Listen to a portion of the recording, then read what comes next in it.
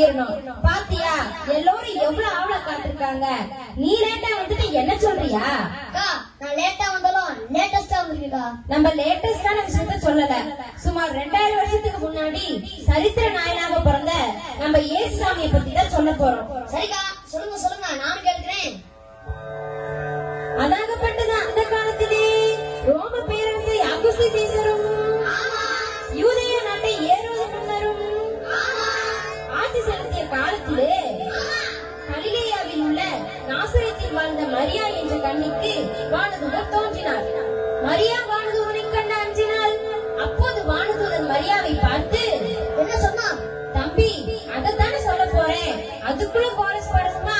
அக்கா, நீங்க சொல்ல வேணாங்கா, பாடவே பாருங்க, அப்பதான் நாங்க கோரஸ் பாட முடியும். ஓ அப்படியா? சரி பாடுறேன்.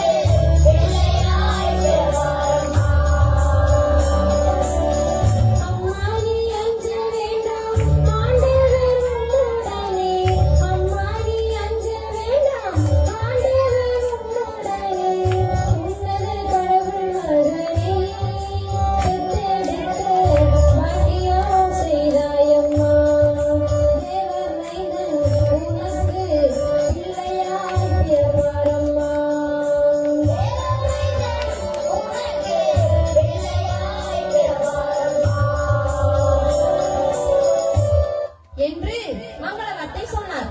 ஆனால் மரியாவோ, வானதூதனே, இது எப்படி நடக்கும்? நான் கன்னியாயிற்றே என்று கேட்டார். அதற்கு கபிரியேல் வானதூதர் என்ன சொன்னார்?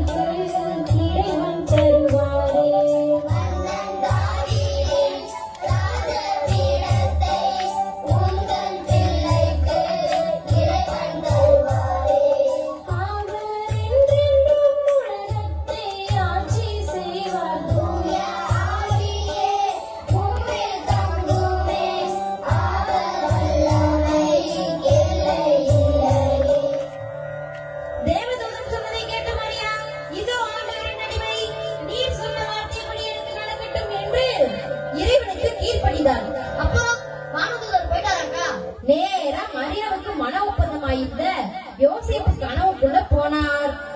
அப்பா யோசேப்பு, மரியா கர்ப்பமாயிருப்பது தூய ஆவியால் தான், அதனால் அவளை ஏற்றுக்கொள்ள தயங்க வேண்டாம் என்று கூறிவிட்டு நேரா பரலோகம் போயிட்டார். யோசேப்பும் மரியாவை மனமாற ஏற்றுக்கொண்டார். அப்பா